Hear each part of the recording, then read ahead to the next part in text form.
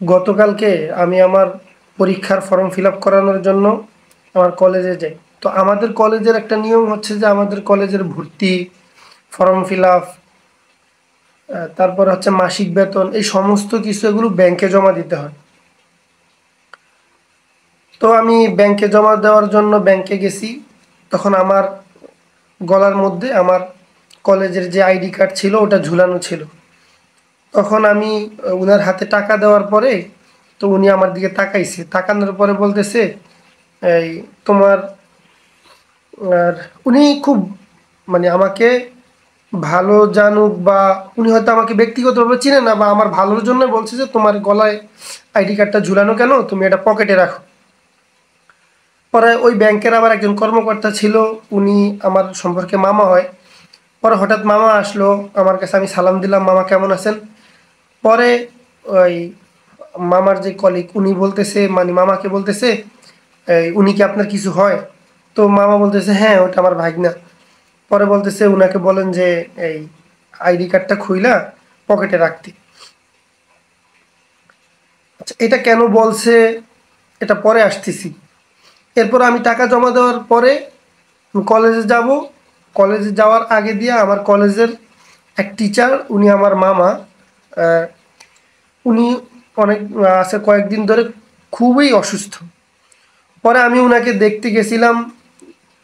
উনাদের বাসায় নক দেওয়ার পরে, তো উনার একটা ছেলে আছে, আমি যাওয়ার কিছুক্ষণ পূর্বে ও ঘর থেকে বের হয়েছে, এবং আমি যখন গেছিলাম এই টাইমে ও মানে ঘরে ঢুকার কথা। তো আমার মামানি ভাবছে হয়তো ওনার ছেলে আসছে বা আমার মামাতো ভাই গেছে, মামানি হঠাৎ দরজা খুইলা দিছে। মানে খুইলা যখন আমাকে দেখছে, মানে উনি হঠাৎ করে তো আমাকে মানে দেখে ঠাস করে দরজা বন্ধ করে দিছে। পরে দরজা বন্ধ করে দিয়া আমি বাহির থেকে দাঁড়িয়ে রয়েছি, আমিও মোটামুটি বিষয়টা বুঝতে পারছি যে হঠাৎ করে দেখছে, তো এই কারণে। পরে বলতেছে কে, পরে আমি বলছি মামানি আমি হাসিব। পরে তাড়াতাড়ি খুলে দিছে, কয় হাসিব তুমি, আমি তো মানে হঠাৎ করে খুলছি তো খেয়াল করি না, তুমি মনে কষ্ট নিও না। আমি কই না মামানি কি বলেন, কেন মনে কষ্ট নিব। আর সচরাচর তো এখন এরকমই হইতেছে যে, তো মামানি আমাকে বলতেছে কয়, দেখো হাসিব, এই যে গত কিছুদিন আগেও আমাদের পাশের ফ্ল্যাটের একটা মানে রাত্রিবেলা আইসা দরজা নক দিয়া একটা ছেলেকে ধরে নিয়ে গেছে। এই কারণেই আমি একটু ভয় পাইছিলাম, কে না কে আসছে হয়তো ভাবছি। এই যে একটা সিচুয়েশন, আমি আমার কলেজ, ওই দিন একটা ভিডিও দেখছিলাম যে এই একটা ছাত্র মানে একটা ছেলে বলতেছে আমি মানে পুলিশের সাথে ওর সাথে কথা হইতেছে নাকি হাতা মানে যাই হোক মানে কথা হইতেছে, যখনই ছেলেটা বলছে যে আমি স্টুডেন্ট, তখনই নাকি তার উপরে হামলা শুরু হয়েছে, তাকে মারধর করা শুরু হয়েছে। এরকম একটা ভিডিও ফুটেজ বের হয়েছে।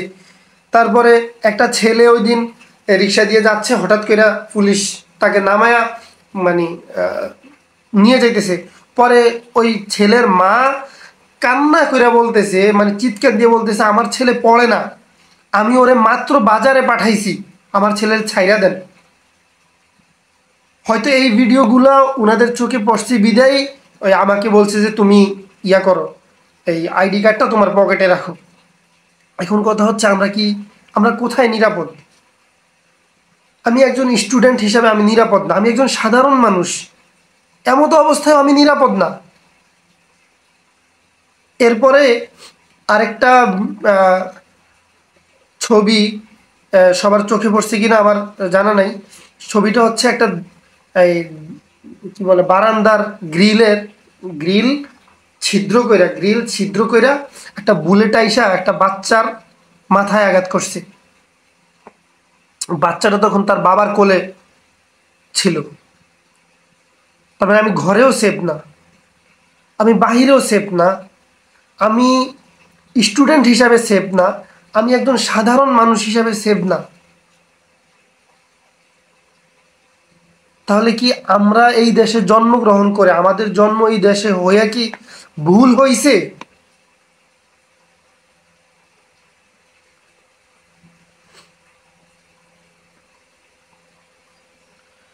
তারপরে ওই দিন এই মানে গভর্নমেন্ট ইনফরমেশন থেকে দেখলাম যে একটা মেসেজ আসছে। মেসেজটা হচ্ছে অনেকটা ওই যে মৎস্য অধিদপ্তর থেকে।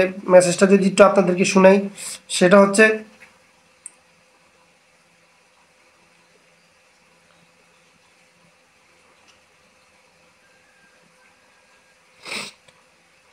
ভরবো মাছে মোদের দেশ, গড়বো স্মার্ট বাংলাদেশ।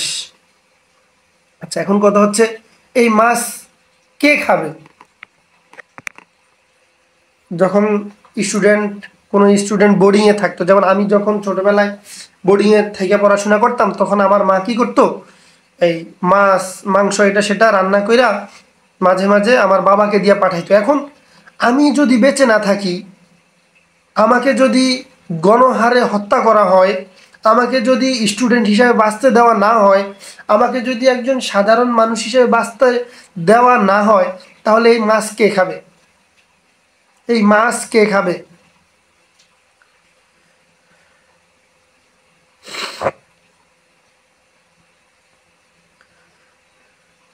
মানুষ কোথায় তাহলে নিরাপদ?